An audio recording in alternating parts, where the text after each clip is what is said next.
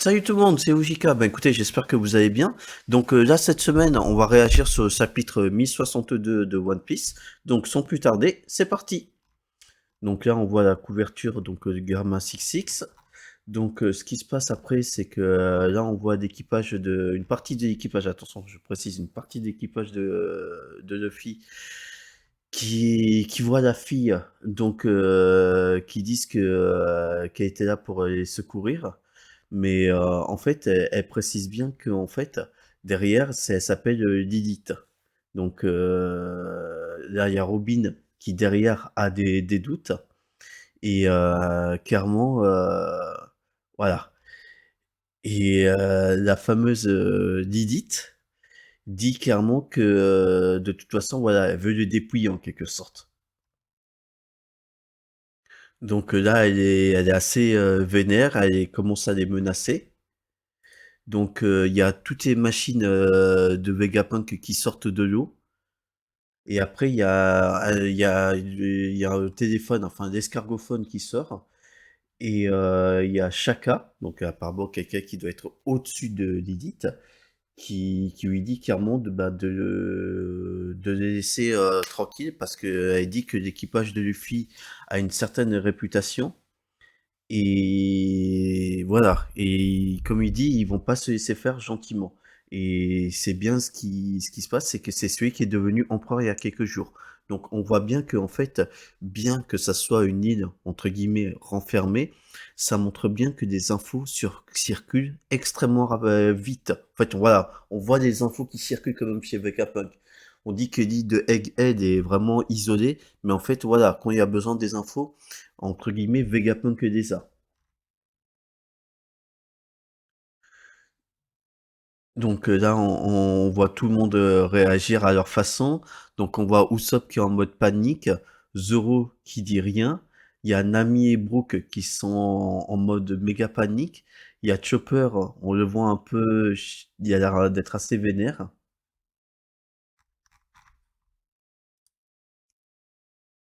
Donc là, ce qui se passe, c'est que là, on voit Zoro et Robin qui sont limite prêts à dégainer.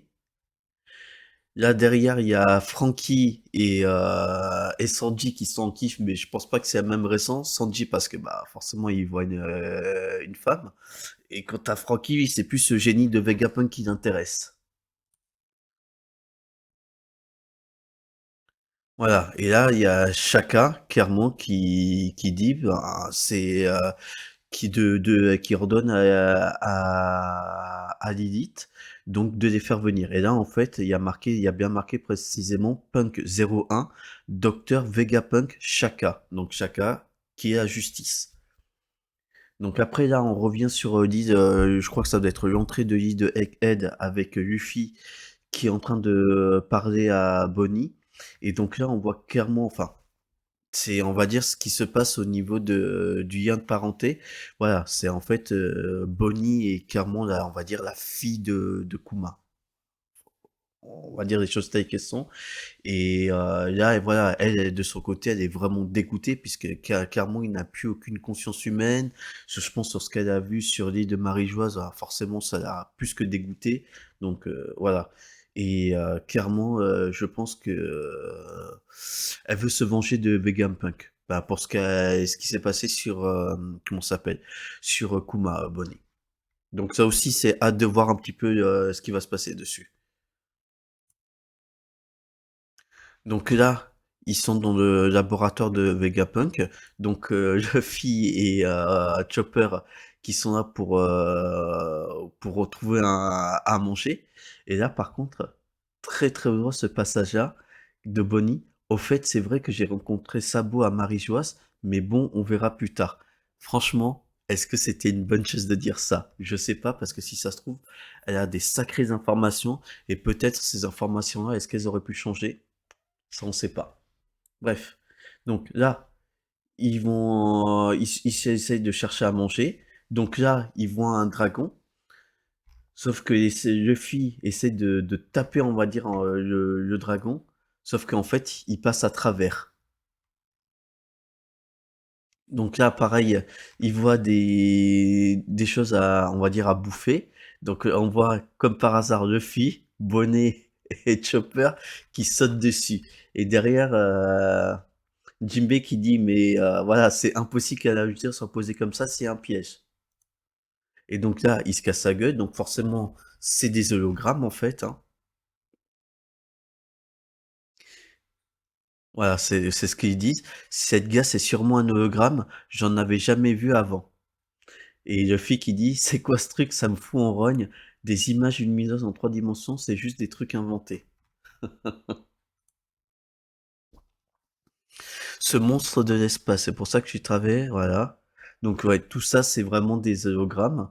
Après, il y a Chopper qui arrive vers une machine qui dit, dites, c'est quoi ça? Il y a des photos de plats et de bonbons. Laisse tomber, tout est faux sur cette île.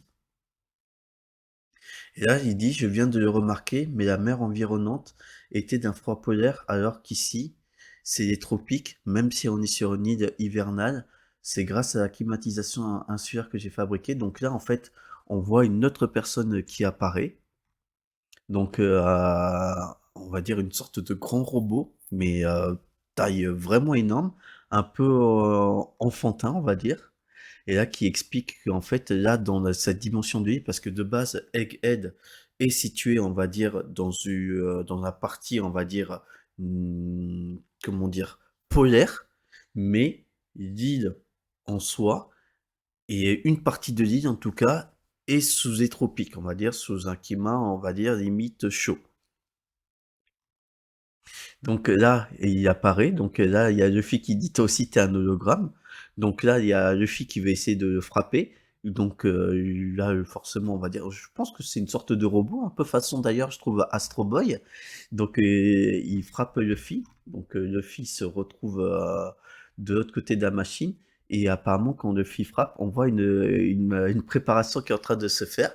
Donc c'est burger, cola et frites.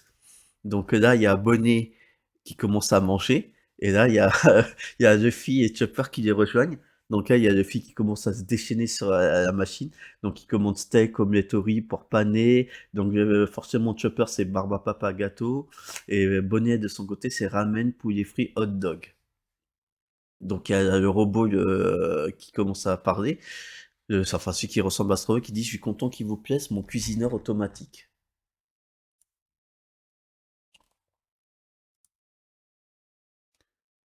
Donc là, il explique, le robot explique en quelque sorte la fonctionnalité du robot. Et là, bizarrement, ce qui se passe, c'est que le robot frappe le dragon. Voilà.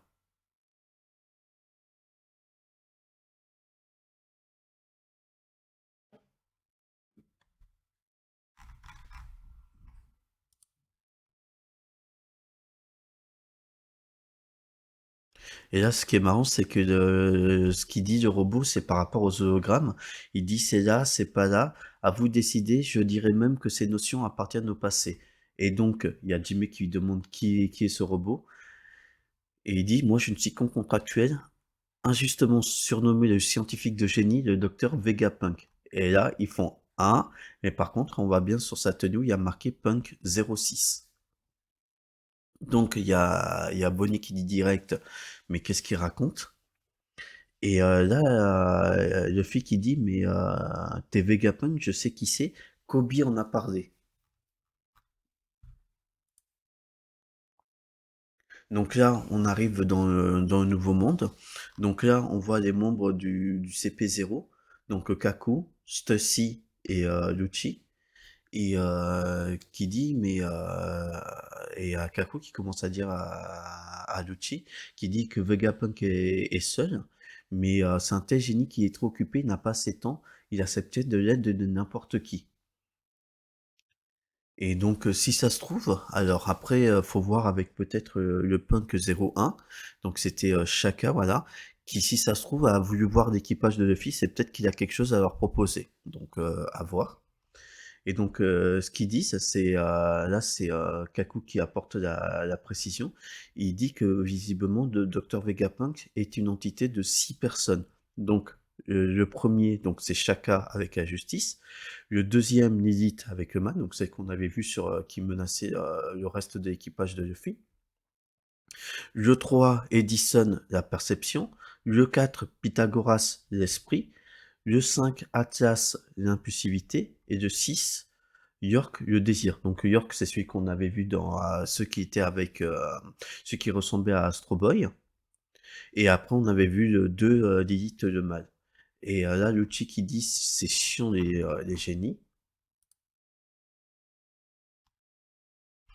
Donc là, on voit derrière l'image du séraphin de Kuma. Donc là, clairement, ce qui se passe, c'est que là, on voit le CP0, donc les agents du CP0, qui sont là pour clairement éliminer Vegapunk, mais on va dire, tout en essayant de détruire, pardon, de détruire, de ne pas détruire, c'est tout l'inverse, le laboratoire de Vegapunk, je pense, pour ses données et toutes ses inventions. Et donc là, effectivement, c'est un ordre qu'ils ont reçu du gouvernement, voire même au-dessus. Et là, justement, Lucci qui réfléchit, est-ce que c'est un rapport avec l'incident de Yuya l'autre jour? Et là, justement, il y a Stacy et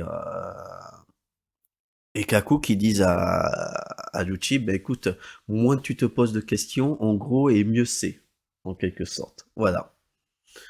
Bon, perso, au niveau du chapitre, vraiment, c'est pas le plus ouf qu'on a vu, hein, clairement.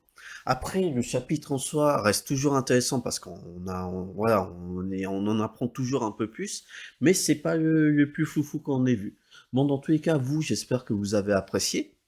Donc, si vous avez apprécié, n'hésitez pas à liker, commenter ou à vous abonner. Voilà, bah écoutez, merci à vous et bonne journée. À bientôt.